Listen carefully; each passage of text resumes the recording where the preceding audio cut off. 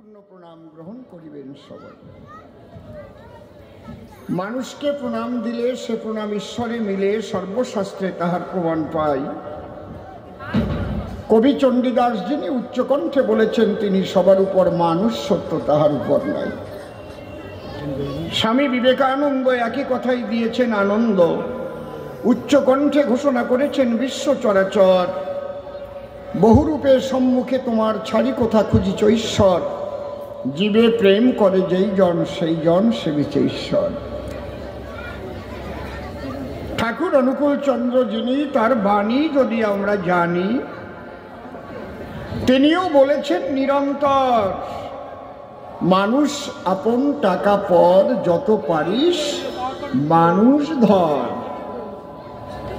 কারণ মানুষের ভিতরেই সেই মানুষ বসবাস করে বিলক্ষণ। মানুষকে যে ভালোবাসে, ঈশ্বর থাকে তার পাশে পাশে। তাই যারা এখানে বসে এসেছেন কবিগান শুনিবার, কারণ আমি দাঁড়াইয়ের সভা পরে আমার দুটি কর জোরে সর্বপ্রথম করি সবার রাতুল চরণ বন্দন। আমি চরণ ধরে করি মানা, আপনারা কেউ কথা বলবেন না। কবিগান তো মুখস্থ না, সঙ্গে সঙ্গে ছন্দ তৈরি করতে হয়। যতক্ষণ বলবো কথা, কথায় কথায় হবে কবিতা। বিদগ্ধ বিজ্ঞশ্রোতা তাতে আনন্দ পায়। কবিরাজা বলে যে এটা পাওয়া যায় না স্কুল আর কলেজে, ব্যক্তিগত নলেজে উদ্ভাবনী শক্তির সাহায্যে উদ্ভাবিত হয়।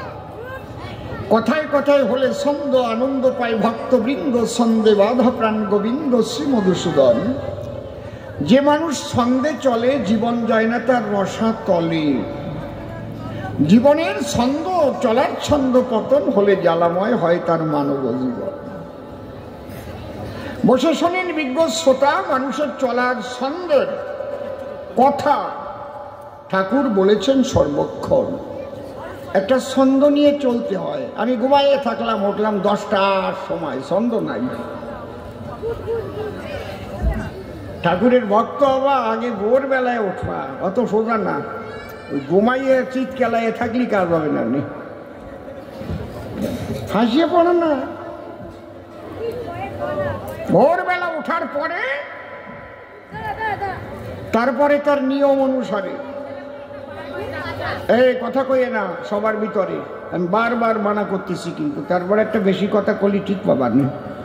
আমি প্রথম হোমিওপ্যাথি ডোজ দিচ্ছি, এতে কাজ না হলে অ্যালোপ্যাথ দেব, আর তাতে কাজ না হলে অপারেশন চালাবো। কাজ না হলে কি করবো? তারপরে কি, তারপরে কমিটির বলবো ও ওরে তুলে দাও, অপারেশন করে বাদ দিয়ে দেবো। এই জন্য নিবেদন করি জোর হাতে, সারে যেন হোমিওপ্যাথিতে, আমার অ্যালোপ্যাথ দেবার যেন না হয় প্রয়োজন।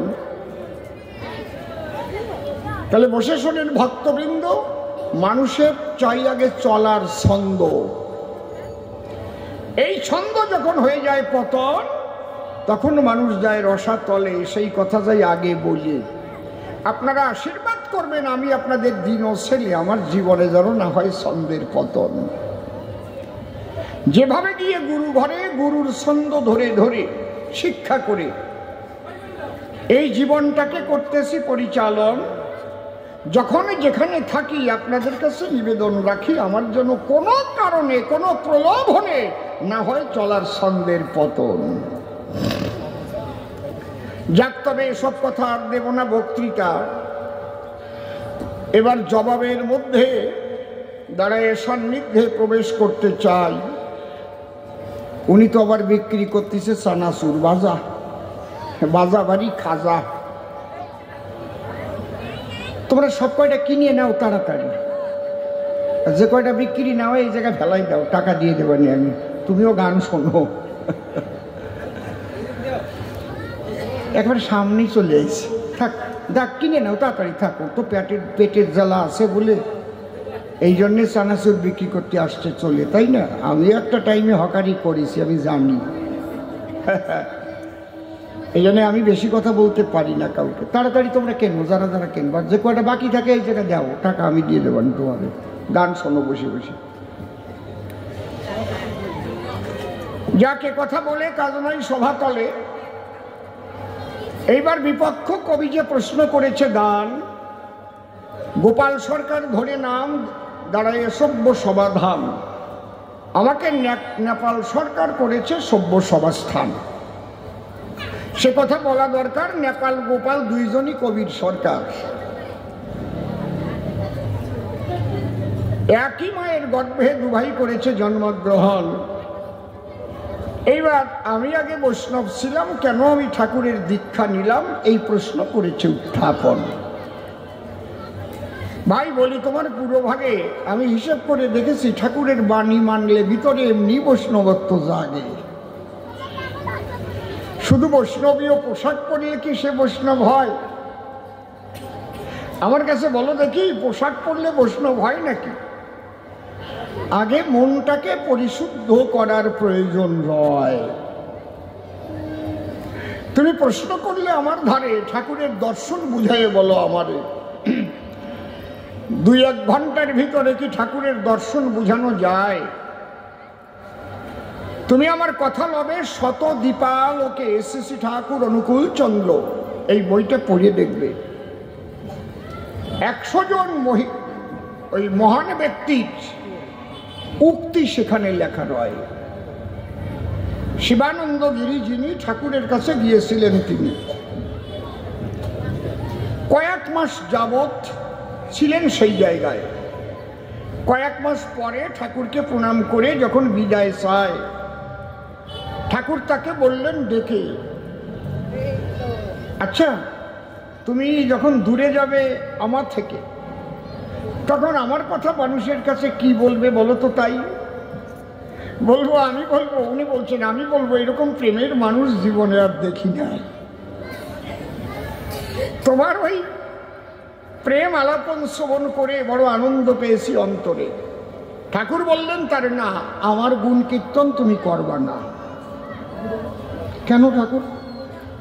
বলে শোনো, আমার একটা বাণী আছে, যজন যাজন ইষ্টভীতি করলে কাটে মহাভীতি। তুমি যাজন আমার তখন করবে যখন আমার বাণী অনুসারে, খুলে বলি শিবে তোমার ধারে, তুমি যজনে সিদ্ধ হবে। যখন তুমি আমার বাণী ধরে পরিচালনা করবে জীবনটারে, তোমাকে দেখার পরে যখন জিজ্ঞেস করবে জনগণ তুমি আগে এমন ছিলে, কি করে এত সুন্দর হলে, তখন তাকে বুঝাবে বলে আমি ঠাকুরের সঙ্গ নিয়ে ঠাকুরের বাণী আদর্শ ধরে আমার পাল্টেছে জীবন। তার আগে বলবো না। কি কড়া মানুষ, বুঝতে পারছেন? আবার কি সুন্দর মানুষ। যাজন তারাই করবে যারা যজনে সিদ্ধ হবে। যজন মানে ঠাকুরের বাণী মেনে যে তার জীবনটাকে করেছে পরিচালন। তাহলে তার বাণী মানলে পরে জীবন সুন্দর হবে। জীবন সুন্দর হলে মানুষ যখন জিজ্ঞাসিবে তুমি আগে কেমন ছিলে, এখন এত সুন্দর হলে, কি করে হলে বলো তো তবে, তখন ঠাকুরের কথা বললে পরে গ্রহণ করবে নারী নরে। কিন্তু আমার আচার ব্যবহারে যদি ঠাকুরের বাণী ফুটে না ওঠে মহাশয়, আমার কাছে বলুন দেখি, আমি ঠাকুরের বাণী বললে তাই মানবে নাকি? মানা সম্ভব নয়। এই জায়গা ঠাকুর বলেছেন, কি বলছেন, যে ধর্ম যদি না ফুটলো তোর সংসারের প্রতি কর্মে, ধর্ম যদি না ফুটলো তোর সংসারের প্রতি কর্মে, বাতিল করে রাখলি তারে, কি হবে সেই ধর্মে? কি সুন্দর কথা, মর্মে মর্মে দেখে যায় না? অর্থাৎ প্রতি কর্মের ভিতরে আপনাকে ধর্মের আচরণ করতে বলেছেন ঠাকুর বারে বারে। শুধু ধর্মীয় পোশাক পরে আমি ধার্মিক হয়ে বেড়াচ্ছি ঘুরে, কিন্তু আমার কর্ম যদি তা ভালো না হয়, আমার কাছে বলুন দেখি, আমার দ্বারা জগতের কল্যাণ হবে নাকি? হওয়া সম্ভব নয়। ভাবছ বসে চলবে কি সে? ভাববার তুমি কে? ভাববার যিনি ভাবছেন তিনি, তুমি ভাবো তাকে। তাহলে ধর্ম যদি না ফুটলো তোর সংসারের প্রতিকর্মে, তাহলে প্রতিকর্মে ধর্ম কি করে আপনি ফুটিয়ে তুলবেন? ধর্ম যদি না ফুটলো তোর সংসারের প্রতিকর্মে, বাতিল করে রাখলি, তাহলে কি হবে সেই ধর্মে? বিবাহ করার পরে স্বামী স্ত্রী সংসার করে, এইবার স্বামী স্ত্রী যদি ঝগড়া করে, ছেলে মেয়ে যদি তাই দেখে বারে বারে, তাহলে সেই ছেলে মেয়ে ভালো হবে? সেখানে ঠাকুর বলে গেছেন, স্বামী স্ত্রীতে ঝগড়া করে, ছেলে পেলে দেখে, জাহান্নামের সদর দরজায় বাসাগুলো রাখে। কি আপনাকে দরকার নাই এগুলো? এগুলো দরকার নাই? কার দরকার নাই? রাম ভক্ত হন, কালী ভক্ত হন, কৃষ্ণ ভক্ত হন, হরি ভক্ত হন, একবার দাঁড়িয়ে কন যেগুলো আমার দরকার নেই। তাহলে এই যে ঠাকুরের বাণী, যদি আমরা মনে প্রাণে মানি না, বাণীটা ভালো, আমরা স্বামী স্ত্রী ঝগড়া করব না, আমরা ভালোবাসা নিয়ে সবে করব বসবাস। আপনারা প্রশ্ন করতে পারেন আমার ঘরে, আপনি তো বলছেন বারে বারে, সব সময় থাকে নাকি আনন্দের উল্লাস? সব সময় স্বামী স্ত্রী আই লাভ ইউ এই হয় নাকি? মাঝে মাঝে ঝগড়াঝাটি হয় না? কি হয় না? একজনের স্ত্রী এক সাধুর কাছে গেছে, যে বলছে, বাবা কি যে গন্ডগোল, আমার স্বামী সহ্য করতে পারতেছি না, আমি খালি গন্ডগোল লাগে, খালি গন্ডগোল লাগে। শোনো, একটা তাবিজ দিলাম, এই তাবিজটা গালের মধ্যে নিয়ে দাঁত চাপিয়ে ধরে রাখবা 3 দিন, দেখো তো 3 দিনের মধ্যে গন্ডগোল হয় কিনা। 3 দিনের মধ্যে গন্ডগোল হয় নাই। 3 দিন পরে গেছে সাধুর ধারে, সত্যি আপনার তাবিজে কাজ হয়েছে? তাবিজে কাজ হয় নাই, তুমি মুখ বন্ধ করেছিলে, এই জন্যই কাজ হয়েছে। তাবিজ গালের মধ্যে দিয়ে কথা তো কও নাই, খালি তুমিও খাও আপনি গুতো খাও, তা বোঝো না? তোমার ওই মুখ বন্ধ করে তুইছি তাবিজ দিয়ে। কায়দা আছে। স্বামী হয়তো 2 কথা বলতে পারে, বাইরের থেকে কত কঠোর পরিশ্রম করে সে ঘরে ফেরে, তারপরে যদি স্ত্রী আবার তার উপরে মিনছে কথা কাজ, তুমি একা কাজ করো, যে আমি একবার বেশি কাজ করি না, এবার যে গেল গালাগালি আরম্ভ হয়ে গেল, আর ছেলে মেয়ে শুনতে লাগলো, কি ভালো ছেলে মেয়ে হবে রে। কি এই জন্যে দেখবেন আমাদের শাস্ত্রের মধ্যে লেখা আছে, বসে শোনেন বিজ্ঞ শ্রোতা, সতী নারীর কথা। সতীরা কেমন হয়? ক্রোধে হাস্যা রতিবেশ্যা ভোজনে জননী সমা বিপদে সুবুদ্ধিদাত্রী সা নারী প্রাণদুর্লভা। স্বামী যদি ক্রোধ করে আর যদি স্ত্রী মৃদু হাসি মধুর হাসি দেয় ধরে, স্বামী এমন একটা কথা বললো তারে, হ্যাঁ তুমি এরকম কাজ কর, কি হয়েছে বলো না, আমার তো ভুল হতেই পারে, ভুল তো মানুষের হয়, ভুল তো শয়তানের হয় না, একটু বুঝিয়ে বল। স্বামী দেখবেন নরম হইয়ে গলিয়ে মাখনের মতো হয়ে গেছে একদম। কি সত্যি কথা না নাকি? আর স্বামী যদি লাঠি ধরে, বউ যদি রান্নাঘরেতে বটি ধরে, আয় চলে আয় আমার কাছে, বলুন নাকি সেই সংসার কোনোদিন স্বর্গ হতে পারে নাকি? কোথায় স্বর্গ কোথায় নরক কে বলে তা বহুদূর, মানুষের মাঝে স্বর্গ নরক মানুষেতে সরাসরি। কি সুন্দর কথা ঠাকুর বলেছেন। স্বামী স্ত্রীতে ঝগড়া করে, ছেলে পুলে দেখে, যাহার নামের সদর দরজায় বাসাগুলো রাখে। সুসন্তান করাতে হলে জন্মগ্রহণ, যে সন্তানের দ্বারা হবে দেশের উন্নয়ন, এখানে ঠাকুরের বাণী বিশেষ প্রয়োজন। অন্তর দিয়ে দেখেন ভেবে, আগে বিবাহ ব্যবস্থাটা সঠিক করতে হবে, তাই না হলে সুসন্তান করবে না জন্মগ্রহণ। আগে আমাদের বুড়ো বুড়িরা কথাটা বলতো, সেইভাবে কিন্তু চলতো, এখন আর চলে না। এখন তো ফোনে বনে যা হইছে, ফোনে যা করিছে রে মাইরি, কত সংসার যে ভেঙে ফেলিছে খালি ফোনে। দিন রাত ওই টেপে আর ফটো দেখে কথা কবে, সত্যি আমি তোমাকে ভীষণ ভালোবাসি জানো। কাম সারা। আগে আমাকে একটু প্রেম টেম করতে হলি, যখন লেখাপড়া করেছি, কোনো একটা মেয়ের যদি দেখে ভালো লাগতো, এখন চিঠি তার কাছে পাঠাতি, কি কষ্টটা হতো। ওই মেয়েটার সাথে কোন মেয়েটার ভাব আছে, আবার আর একটা মেয়ে দিয়ে চিঠি পাঠাতে হবে তার কাছে, সে আবার ওর বইয়ের মধ্যে থুয়ে দেবে। সেই বই পড়ার সময় তখন দেখবে ও আমাকে অনিল চিঠি লিখেছে, ঠিক না? আমার কাছে বলুন দেখি, আগে অত তাড়াতাড়ি খারাপ হতো নাকি? এখন খারাপ হওয়ার কেন্দ্র বড় একটা যন্ত্র, এটা হয়েছে মোবাইল ফোন। খারাপ কথা করছি নাকি? নাকি ঠিক না? স্বামী স্ত্রী দুই এক কথা সংসারেতে হয়।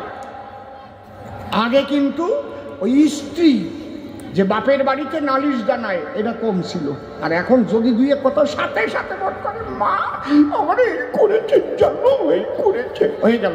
মা এমন বুদ্ধি দিয়ে দিল, যাও সংসার চুরমার। বুঝতে পারছেন ঘটনাটা? তাহলে এখানে ঠাকুরের বাণী মনে রাখবেন, স্ত্রী স্বামীকে ভালোবাসবেন এবং স্বামী স্ত্রীকে সম্মান দেবেন।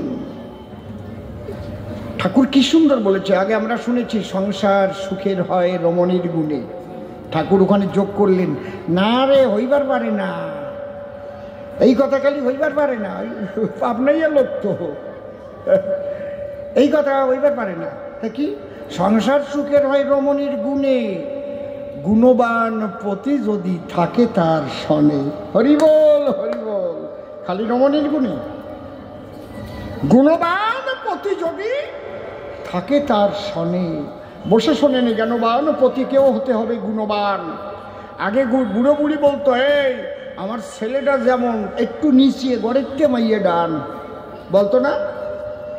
বলতো কি না? আমাকে দেখতে কালো, আর মেয়ে যদি হয় চাঁদের মতো আলো। মেয়ে বাড়ি বাথরুম পায়খানা সব পাকা ছিল, আর আবার টিনির ঘর। বিয়ে তো দিয়ে বলছে, কিন্তু মেয়ের মনের মধ্যে একটা খুঁতখুঁতনি রয়েছে, আমাকে বাড়ির মতো সেরকম পাকা পায়খানাও নাই, কি জ্বালা, কোন জায়গাতে পায়খানা করি রে, কোন জায়গায় স্নান করি রে। আর এমন একজনের হাতে দেশে কালা কুতকুতিয়ে। এই অশ্রদ্ধায় যদি সন্তান জন্ম লয়, সেই সন্তানের দ্বারাই কি আর জগতের কল্যাণ হয়? এই জন্য ঠাকুর বাণী দিয়েছেন, উচ্চ বর্ণ বংশ ধরে নিম্ন জাতা মেয়ের বিয়ে, অনুলোম তাকেই বলে সমাজ যাতে যায় উজিয়ে।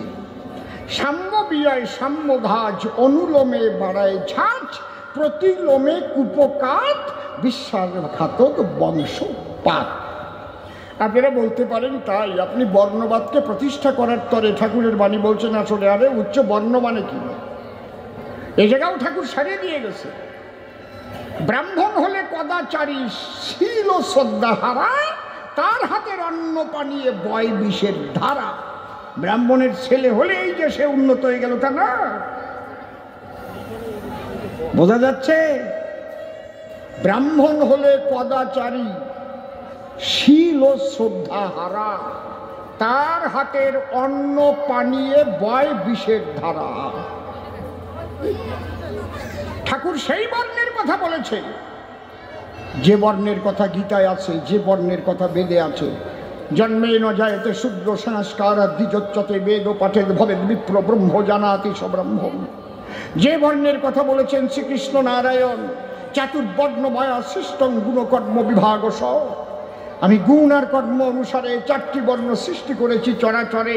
ব্রাহ্মণ সেই হতে পারে যার ভিতরে সেই 9টি গুণ একাধারে বিরাজ করে। সম দম তপ শৌচ ক্ষান্তি রাজ্যবভে বচ, জ্ঞান বিজ্ঞান মাস্তিকং ব্রহ্মকার্য স্বভাবজম। ব্রাহ্মণের পুত্র গলে নিয়েছে যজ্ঞসূত্র। আমার জানা আছে হাবড়ায় 1 নম্বর রেলগেটে শুয়োর কাটিয়ে বিক্রি করে, মুরগি কাটিয়ে বিক্রি করে। পৈতে তো গলার পরে, পৈতে অনেক সময় রক্তে ভিজিয়ে যায়। চক্রবর্তী হেলথ সেন্টার, বুঝেছেন আমি আলোচনাটা কোথায় করছি? না হবে না, ঠাকুর কোনো জায়গা বাকি রাখে নাই, অন্তরে দেখেন ভেবে একেবারে জুতো সেলাই থেকে চণ্ডীপাঠ পর্যন্ত ঠাকুরের বাণী বিশ্ব মানবের কল্যাণে লাগবে। ব্রাহ্মণ হলে কদাচারী, শীল ও শ্রদ্ধা হারা, তার হাতের অন্ন পানিয়ে বয় বিষের ধারা। তাহলে বিবাহ ব্যবস্থাটা ঠিক করেন আপনারা। মেয়ের চাইতে ছেলে যেন শিক্ষা দীক্ষায় সব দিক দিয়ে উন্নত হয়। সব দিক দিয়ে উন্নত হলে মেয়েটার ভক্তি, প্রীতি, ভালোবাসা থাকবে চার স্বামীর চরণ তলে। সে যেন মনে মনে ভাবে তাই আমার স্বামীর মতো আর স্বামী জগতে নাই। এই ভালোবাসা নিয়ে যদি দুজনে হয় মিলন, তার দ্বারাই যে সন্তান করবে জন্মগ্রহণ, অন্তরে দেখেন ভেবে সেই সন্তান জগতের কল্যাণে আসবে। তাই না হলে দুর্নীতিবাজ, চোর, ডাকাত করবে জন্মগ্রহণ, করবে, কেউ ঠেকাতে পারবে না। একদম মাদার টিনচারের দোষ নিয়ে জন্মাবে, কেডা খণ্ডাবে। এই জন্য ঠাকুর বলেছেন bad population bad parliament create করে। ঠাকুর কি বলেনি বারে বারে? ব্যাড পপুলেশন, এই কথা কয়ে না, bad population bad parliament create করে। নেতাজি সুভাষচন্দ্র বসুর মা প্রভাবতী, বলি আপনাদের সম্প্রতি তৎকালীন ডেপুটি স্পিকার হরিদাস মিত্র মহাশয়, তিনি মা প্রভাবতীর কাছে গিয়ে জিজ্ঞেস করেছিলেন, মা একটা প্রশ্ন করব তোমায়, কি বলো না, তুমি খুলে তুমি নেতাজির মতো এমন সন্তান কি করে পেলে? প্রভাবতী বলেছিলেন সেই স্থলে, অন্য কিছু নয়, আমি ঠাকুরকে ধরে তার বাণীকে মান্য করে স্বামী স্ত্রী নিগুড় ভালোবাসা নিয়ে সংসারে সেই ভালোবাসার ফসল জন্মগ্রহণ করেছে আমার নেতাজি বলে যাবে। এমনি এমনি নাকি? এত দেশপ্রেম তার ভিতরে। তাহলে যে স্বামী স্ত্রী ভালোবাসার মধ্যে দিয়া যে সন্তান যে আত্মা আনে আকর্ষণ করিয়া, সেই সন্তানের দ্বারাই জগতের কল্যাণ হয়। আর বিয়ে করলি তো এক জায়গায় সুতি হয়, ও ছেলে মেয়ে জন্মেই যায়। ওরে দিদি লো দিদি কবে যাইয়ে বইছে তা জানিও না, আছে না? শুধু কামনায় যদি সন্তান হয়, সেই সন্তান দেশের কল্যাণকারী হওয়া সম্ভব নয়। এই জন্য একটা ভালো ছেলে দেখলে পরে আমার স্মরণ পড়ে আগে তার মা বাবারে। বাহ, তার মা বাবা কত ভালো সংসারে, তার মা বাবার জন্য আজ এই ভালো ছেলেটাকে আমরা উপহার পেয়েছি সমাজের বুকে। ঠিক কিনা? ঠিক কিনা? একটা মানুষ যদি ভালো জন্মায়, তার দ্বারা কোটি কোটি মানুষের উপকার হয়। আর একটা মানুষ যদি খারাপ হয়, কোটি কোটি মানুষের মুখের অন্ন কেড়ে খায়। আর এখন চুরি করা তো খুব সহজ। আগে শাবল দিয়ে চুরি করতো, এখন কম্পিউটারে টিপিয়ে টিপিয়ে চুরি। খারাপ কথা করছি না তো নাকি? বুঝতে পারছেন? আগে হয়তো চোর এক বাড়ি যেত, শাবল দিয়ে একটু শীত কেটে ঘরে ঢুকে তার কিছু সম্পত্তি নিয়ে পালাতো। কিন্তু এখন এমন চুরি করে, সেই চুরি ধরার ক্ষমতা নাই দেশের নারী নরে। ডিজিটাল চুরি, কম্পিউটারিস্ট চোর, দুর্নীতিবাজ গেছে ভরে। আপনি টাকা ব্যাংকে রেখেছেন ভাই, দেখেন আপনার টাকা নাই, হ্যাক করে ফেলেছে আপনার অ্যাকাউন্ট, টাকা চলে গেছে। আপনার বাড়ি এসে সিঁদ কাটিছে, খবর নিয়ে দেখেন ওটা জন্ম কিভাবে হয়েছে। বুঝেছেন? ভালো করে শুনে নেন। ওই সারদার মালিক যে সুদীপ্ত সেন, নাকি রোজবেলি না সারদার মালিক, সুদীপ্ত সেন সারদার মালিক, ওনার বাবার নাম ছিল ভূদেব সেন। চরম দুর্নীতিবাজ। দুর্নীতিবাজের দ্বারাই সন্তান ওইরকম জন্ম হয়, মানুষেরই শোধ দিয়ে পেয়ে গেছে। এই জন্য আগে ঠাকুর নিজেকে ভালো হতে বললেন। তাহলে ভালো হতে গেলে বিবাহ ব্যবস্থাটাকে আগে ঠিক করতে হবে। যে নারী পুরুষের বিবাহ ব্যবস্থা যদি ঠিক না করা যায় সমস্যার বিষয়। আমরা বিজ্ঞান মানি, জ্ঞানী গুণী, এই বিজ্ঞান মানি কিসের বেলায়? গরুর বেলায়, পটলের বেলায়, কাকরোলের বেলায়, মানুষের বেলায় মানি না। কি গায়ডা, কি পটলে ফুল ছয় না, পরাগ সংযোগ যারে কয় ফুল ছয় না, কাকরোলে ফুল ছয় না। তাই কি তাজা মোটা ফুলটা দেখিয়ে ওই আর একটাই ছয়, নাকি যেটাই পাছা মরা পটলের ফুল ওইটা নিয়ে ছয়? কথা কও, কি অন্তরে দেখে না ভেবে ওই পুরুষ ফুলটা তাজা মোটা হবে। দেশি গাভীর গর্ভে বসে শোনেন জ্ঞানী সরবে, যে গাভীতে মাত্র 2 কেজি দুধ হয় তারও 5 কেজি দুধ পাওয়া যায়, তার বাচ্চার দুধ বাচ্চার থেকে পাওয়া যায়। কিভাবে? যদি তাকে উন্নত সার দিয়ে মিলন ঘটানো যায়, তাকে ক্রস জার্সি বলা হয়, হয় না? দরকার আপনাদের জানা। কিন্তু দেশি গাভীকে দেশি সার দিয়ে, দেশি গরু দিয়ে মিলন ঘটালে কিন্তু দুধ বাড়বে না, ওই বাচ্চা বকনা বাচ্চা হবে, দুধ আরো কমতি কমতি যাবে। তাহলে এই বেলায় আমরা মানি সবাই, কিন্তু মানুষের বেলায় মান্য নাই। যার তার সাথে যার তার বিয়ে হচ্ছে, যার তার সাথে যে সে প্রেম করছে, হাত ধরে চলে যাচ্ছে, আর অমানুষ জন্ম নিচ্ছে। কি দিয়ে আপনি ঠেকাবেন? কি দিয়ে? ঠাকুরের বাণী কোথায় নাই? আপনি শিক্ষকতা করছেন, ঠাকুরের বাণী আপনারও জানা চাই। শিক্ষকের নাই স্টেটান, কে জাগাবে ছাত্র প্রাণ। শিক্ষকের নাই স্টেটান, কে জাগাবে ছাত্র প্রাণ। একটা শিক্ষক যদি নাস্তিক হয়, ঈশ্বরের প্রতি ভক্তি বিশ্বাসহীন যদি হয়, তার দ্বারায় যে শিক্ষা পাবে ওই ছেলেগুলো তো তেমনই হবে না? বসে শোনেন নারী নড়ে, মানুষ সংসার করে, স্ত্রীর স্বামীর উপরে যেমন ভালোবাসা থাকবে তেমন সন্তান আসবে। ঠাকুর এ কথা বলে গেছেন একদম। যেভাবে তে স্বামীকে স্ত্রী করবে উদ্দীপিত, তেমন তর সন্তান পাবে তেমনই সন্দীপিত। কি ঠিক ঠিক বাণী বলতেছি তো, নাকি জম্বের পড়া পড়েছি? একদম অনুশ্রুতি এমনি পড়ি নাই, ভালো লেগেছে পড়েছি, চেষ্টা করছি তার বাণী পালন করে চলা। দেখেছেন কি সুন্দর? যেভাবে তে স্বামীকে স্ত্রী করবে উদ্দীপিত, কেমন তর সন্তান পাবে তেমনই সন্দীপিত। একটা কথা দরকার জানা, যদি স্ত্রী ভক্তিমতী হয়, স্বামী যদি একটু খারাপও হয়, স্ত্রীর ভালোবাসার দ্বারায় ভালো হতে পারে তার সানা। তার প্রমাণ প্রহ্লাদের বাবা কিন্তু দৈত্য ছিল, হিরণ্যকশিপু যারে কয় সবাই জানি পরিচয়, কিন্তু তার মা কয়াদু, তার মধ্যে ছিল কৃষ্ণ প্রেমের মধু। বুঝতে পারছেন কি বলছি? নারদ বলেছিল কয়াদুর ধারে,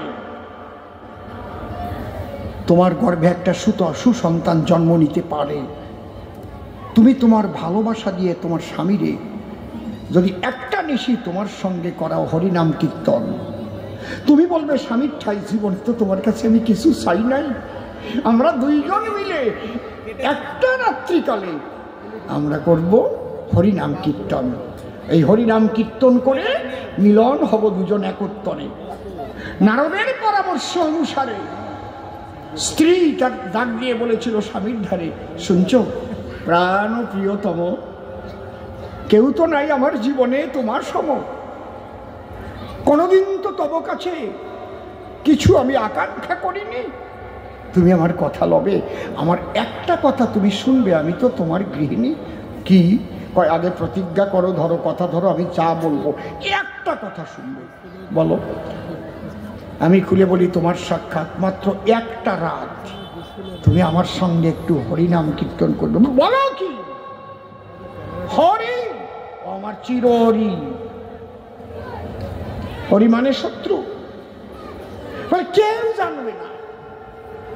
তুমি যদি আমাকে ভালোবেসে থাকো অন্তত একটা নিশি আমার কথাটা রাখো, কেউ জানবে না। একটা নিশি ভরে হরিনাম করে তুমি আমি হব মধুর মিলন, যদ্বারায় আমাদের একটি সন্তান করবে জন্মগ্রহণ। সেই পরামর্শ অনুপাতে স্ত্রীর কথায় সায় দিয়েছিল তার ভালোবাসাতে। বুঝেছেন? যদি না শোনো আমি চলিয়ে যাব বাপের বাড়ি, এসব না, দেয় নাই স্বামীর সঙ্গে। আরি নারীর মধ্যে এমন শক্তি লুকানো রয়, শাস্ত্রের মধ্যে লেখা আছে মহাশয়, পুরুষের 6, নারীর হচ্ছে 9। নারী সাগরের ন্যায়। একটা নারী যদি ইচ্ছা করে কোনো পুরুষকে দিতে পারে সারে খারে, একটা নারী যদি ইচ্ছা করে একটা পুরুষকে দেবতার আসনে বসায় দিতে পারে। নারীর মধ্যে এমন শক্তি লুকানো রয়। আপনারা কোনো পুরুষ করবেন না সেন্টিমেন্ট। ভালো সন্তান হওয়ার ক্ষেত্রে নারীর অবদান 90%, পুরুষের মাত্র 10%। ওই একটা নিশি দুজন হরিনাম করেছিল বসে বসে, তার অকৃত্রিম সেই ভালোবাসাবাসী প্রাণ প্রেয়সী স্বামীর সঙ্গে ভালোবাসার মধ্যে দিয়ে অন্তরঙ্গে হইল মিলন, যার দ্বারাই প্রহ্লাদের মতো ভক্তের জন্ম হয়। সে বুঝতে আরম্ভ করলো যে সময়, সেখান থেকেই হরিনাম করতে আরম্ভ করলো, কীর্তন। হিরণ্যকশিপু করে মানা, মোটে হরিনাম করবি না, হরি আমার ওরি, তুই জেনে নে আমার আদরের নন্দন।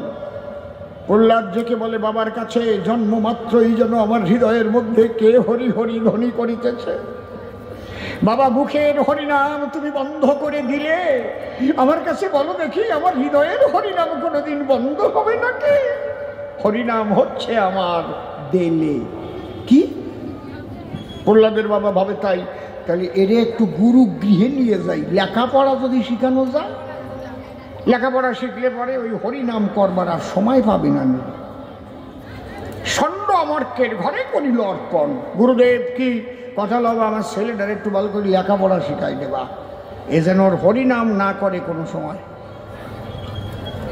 এখন ওরে যখন লেখাপড়া শেখায় বেশ কিছুদিন কেটে যায়, কিন্তু বললে বলে মন একবার হরি কথা সর্বদাই, হরি ভুলানো যাচ্ছে না। গুরুদেব মনে ভাবে ওরে নামটা দিতে হবে, নামটা কঠিন, নামটা পড়তে গেলে আর হরি বলা আসবে না সেই দিন। এই তোমার 9-এর ঘরের নামটা আগে শিখতে হবে। কি? বলে 9 একে 9, 9 দ্বিগুণ 18, 3 নং 27, 4 নং 36, 5 নং 45, 6 নং 54, 7 নং 63, 8 নং 72, 9 নং 81, 9 10 90। যেই বলেছে 9 একে 9, প্রহ্লাদ লাফ দিয়ে উঠে কয়, এক হরি ছাড়া আর কিছু নয়, হরি ছাড়া কিছু নয়, 9 একে 9। গুরু মনে মনে ভাবে তাই, এ তো ছাড়াতে যাইয়ে আরো জড়াই, ছাতা ছাড়াতে আরো জড়াই পড়িছে না। হরিনাম ভুলাবার তরে 9-এর ঘরের নামটা দেশে তারে, আর ওই 9-এর ভিতরে হরিময় দেখে বারে বারে। ছাতা ছাড়াতে জড়াই কি করে গল্প জানেন? শুনেছেন? কব নাকি? কব? কও আমার মা জেদ্দি। এক জামাই জীবনেও দাঁত মাজে নাই। এই হাসিয়ে বলে আমার না এসব বাজে কথা ভাল লাগে না, আমার লজ্জা করে সত্যি ভাই। মাঝে মাঝে একটু ইঞ্জেকশন না দিয়ে দিলে হবে না। এক জামাই জীবনেও দাঁত মাজে নাই। মশাই, বিষ্ঠার গন্ধ সহ্য করা যায় যদি, আমি বলি সভা তটে ওই দাঁত না বাজা মানুষ যদি একজন একটা বাসের মধ্যে ওঠে, ওই বাস ময় হয়ে যাবে সেই গন্ধ। কত সংসারে ডিভোর্স হয়ে গেছে ওই ছাতার গন্ধে, বুঝলেন? মানে জামাই ওই দাঁত মাজে নাই, শ্বশুর বাড়ি গেছে, শাশুড়ির যে প্রণাম করেছে, মা ভালো আছেন, বক্কাত করে গন্ধ শাশুড়ির নাকের মধ্যে ঢুকেছে। শাশুড়ি মনে মনে ভাবে তা এ কোন পদের জামাই, দাঁত মাজে নাই, সি সি সি সি সি সি, এই যদি পাড়ায় যায় আর এই গন্ধ যদি পাড়ার মানুষই পায়, তো একটা লজ্জার বিষয়। কি তুমি কি কও? লজ্জার না? দাদি তোমার দাঁত কি সুন্দর পরিষ্কার, বিরাট দিয়ে মাত্র না? কি বিরাস? অজয় বিরাস। বসে শোনেনি জানি নরে, শাশুড়ির বুদ্ধি আছে, ডাক দিয়ে কই যাবো এর দ্বারে? বাবা কি পাশে মেলা মিলিছে, তুমি মেলায় যাবা? কয় হাসিয়ে সারতে পারলাম না, মেলায় পাঠাই দিচ্ছেন কেন? কয় না বাবা, এই যে তোমার 100 টাকা দিচ্ছি, বলি তোমার কাছাকাছি এখনই মেলায় যাবা, যাইয়ে বড় বড় আখ কিনে কিনে সুলে সুলে খাবা। রোদ্দুরিতে আইসো, পিত্তটা তোমার গরম হয়ে গেছে না, পিত্ত ঠান্ডা হবে না। শাশুড়ি ভাবতেছে ওই আখ সুলতে যাইয়া আখের খোসায় ছাতা যদ্দূর কাটিয়ে কাটিয়ে যায় আর কি, চলবে না তখন। বুদ্ধিমতী মহিলা সেই কথা যখন কহিলা, জামাইয়ের করে 100 টাকা করলো দান।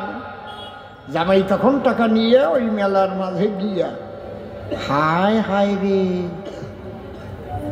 নয়ন দিয়া তাকাইয়া দেখে উল্টো ব্যবধান। আখ অনেক দূরে, তার আগে দেখতে পারে এক জুড়ি কালো জাম নিয়ে বসে আছে একজন রাস্তাতে। যেই দেখিছে কালো জাম, জামাই কয় কত দাম? কয় 100 টাকা হলে দিয়ে দিতাম। কয়টা দাও? ও সাদা টেরিকোটের পাঞ্জাবি ছিল, সেই পাঞ্জাবিতে জাম নিল, গেছে জামাটা ওষুধ গেছে, জামের দাগ হয়ে গেছে না, আর ওই খাচ্ছে। আগে তো ছাতা একটু কেমন ব্রাউন কালার কালার ছিল, এইবার জাম রং হইয়া প্লাস্টার প্যারিস হয়ে গেছে একদম। ওরে কি কয়?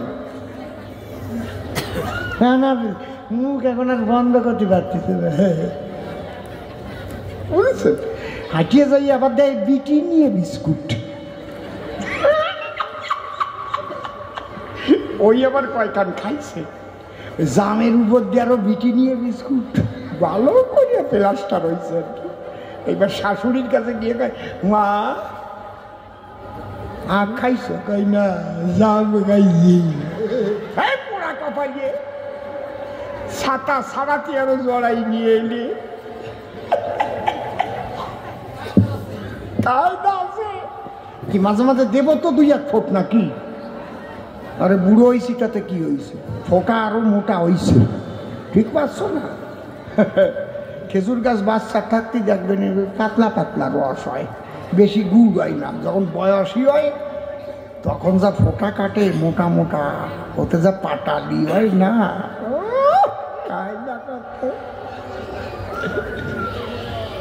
গুরুদেব ভাবে তাই ছাতা ছাড়াটি আরো জড়ায় ফেলেছে রে ভাই। আমি বলি নয় একে নয়, আরো কয় হরি ছাড়া আর কিছুই নয়। প্রহ্লাদ এক ধাপ উপরে গিয়ে বলে, তখন ডাক দিয়ে, গুরুদেব এই নয়ের ঘরের নামটা পড়িয়া আমি আর একটা সূত্র পেলাম এই জায়গায়। কি? নয়কে যে আপনি 10 পর্যন্ত করলেন গুণ, ভালো করে শুনুন। যে জোর সংখ্যাগুলো শোনালেন আমায়, যেমন 9 একে 9, 9 দ্বিগুণে 18, এই জোর সংখ্যাগুলো যোগ করলেও আবার হয় 9। বলে কিরকম? বলে 9 একে 9 আমার হরি ছাড়া 9, 9 দ্বিগুণ 18, 1 এ 8, 18, 1 আর 8 9, হরি ছাড়া 9। 3 নং 27, 2 এ 7 27, 2 আর 7 9, হরি ছাড়া 9।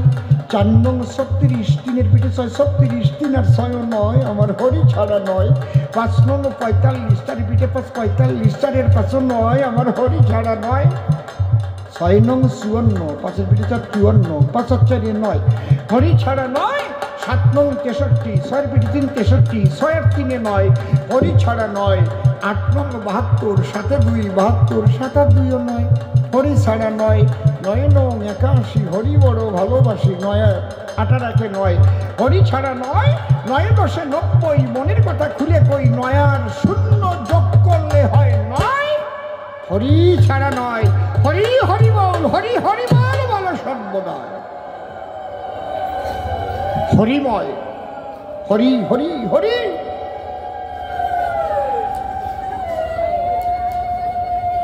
ঠাকুর অনুকূলচন্দ্র যিনি যে প্রার্থনা গীতি দিয়েছেন, তিনি তার মধ্যেও কিন্তু এই হরি নামের প্রাধান্য দিয়ে গেছে।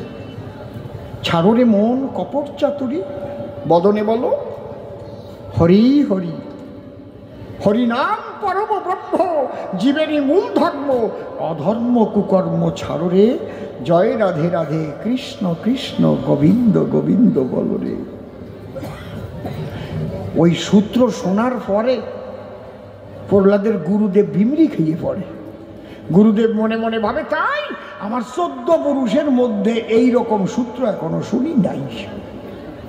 প্রহ্লাদ ডেকে কয়, গুরুদেব, এক হরি ছাড়া জগতে আর কিছু নয়, পরম ব্রহ্ম সনাতন, মন দিয়ে করো শ্রবণ। তাকে গুণ করলে, অর্থাৎ নির্গুণ আর সগুণ, গুণ করলে বেড়ে যায়। এক হরি থেকে বিশ্ব সৃষ্টি হয়েছে, আবার যেদিন লয় হয়ে যাবে এক হরিতে হরিময় হয়ে যাবে। হরি ছাড়া কিছু নয়, কিছু নয়, কিছু নয়। গুরুদেব ভাবে, তাই এই ছেলের আমার লেখাপড়া শেখানোর মতো ক্ষমতা নাই। ওর বাবারে খবর দিয়ে নিয়ে এলো, বলে তোমার ছেলে তোমার নিয়ে যাওয়া ভালো। কেন? আমিও নাকি লেখাপড়া শিখাবো। আমার এই লেখাপড়া শিখায় সারিছে। যখন ওই কথা বলে ওর বাবার কাছে, বাবা তো ওরে নিয়ে গেছে, ডাক দিয়ে বলে, জল্লাদের কাছে জল্লাদ কথা মান, বাজার থেকে বিষ কিনে আন, এরে করাবো বিষ পান। সন্তান নয় শয়তান, এ হরিনাম করে সর্বদাই। যখন তাকে আদেশ দিল, বাজার থেকে বিষ নিয়ে এলো, বিষের বাটি হাতে দিল। প্রহ্লাদের এতটুকু নাই ভয়। প্রহ্লাদ বলে, জগদীশ, তোমার সৃষ্টি অমৃত আর বিষ, আমি ভয় পাবো কিসের দায়? অন্তরে আমার আছে ভাবো, তোমাকে নিবেদন করে আমি ওই বিষের বাটি পান করব। হে প্রভু, তুমি আমার কথা নিও, তোমার ইচ্ছা থাকলে পরে বিষ অমৃত হতে পারে। তুমি তো আমার জীবনের পরার প্রিয়। এই কথা বলে বিষের বাটি হাতে তুলে যখন ওই ঢক ঢক ঢক ঢক করে বিষ মুখে ঢেলে দিল, প্রহ্লাদের বাবা দেখে তাই বিষে তার মরণ হয় নাই। প্রহ্লাদ দুবাহু তুলে বলে, একবার হরি হরি বলো, হরি বল। কেমন সন্তান জন্ম নিয়েছে! ঠাকুরের বাণী এমনি এমনি নাকি?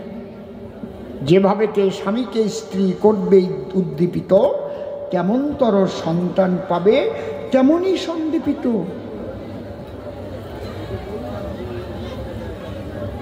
জল্লাদকে ডেকে কয়, এই বড় একখান পাথর নিয়ে আয়, এর বুকে পাথর আমি করিয়া বন্ধন।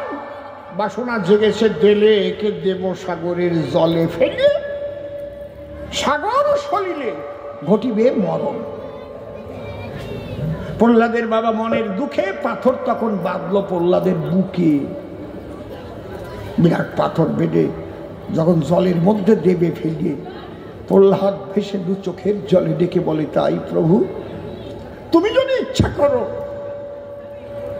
তাহলে সাগরের জলে পাথর ভাসাতে পারো, আবার শোলাও তুমি ডুবাতে পারো। শোলা ডোবে পাষাণ ভাসে, হরি নামের নিশানা। শোলা ডোবে পাথর ভাসে, হলো সাপের সাথে নেউলের পিরিত। হলো সাপের সাথে নেউলের পিরিত। হলো সাপের সাথে নেউলের পিরিত। শরীর হলে যায় জানা, শোলা ডুবে পাথর ভাসে। আবার হরিনামে নিশানা,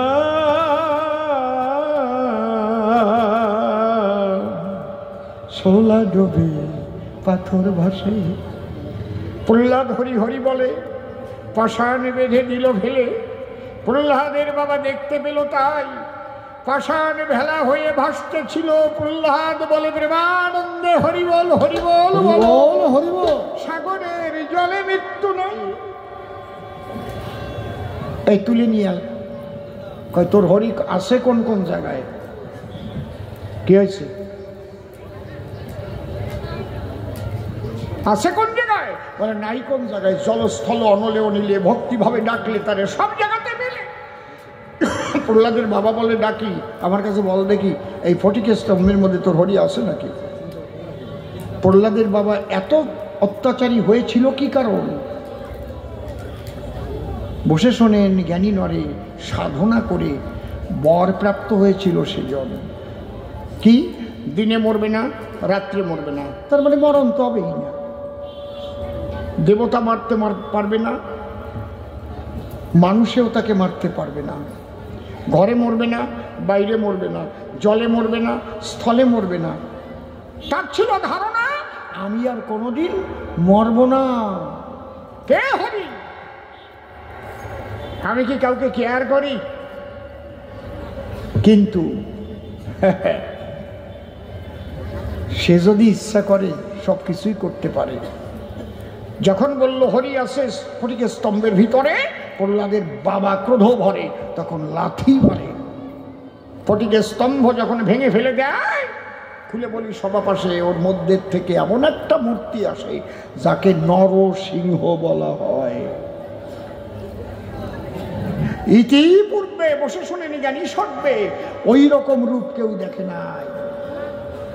অর্ধেক মানুষ অর্ধেক সিংহ রূপ ধরিয়ে টান দিয়ে নিয়ে প্রহ্লাদের বাবারে রেখে উরু পরে, নাক দিয়ে বক্ষ চিরে, দাঁত দিয়ে নাড়ি গুড়ি চিবাইয়ে খেয়ে ধ্বংস করলো তারে। কোথায় বসিয়ে? দিনেও না, রাত্রেও না। কোন সময়? তুমি সন্ধ্যেবেলায় মরবা না, সে বরকর পাও নাই সন্ধ্যেবেলায়। ঘরেও না, বাইরেও না। কোন জায়গায়? শাঁসিয়ার তলায়। শ্বাস থাকে না কি? ঘরের শ্বাস থাকে না? জলেও না, স্থলেও না, উরুর পরে। জলও না, স্থলও না, উরু পরে। মানুষও না, দেবতাও না, নরসিংহ রূপ ধরে। প্রহ্লাদের মতো ভক্ত যে জন্ম ধরে একমাত্র তার মায়ের প্রতিভক্তির জোরে।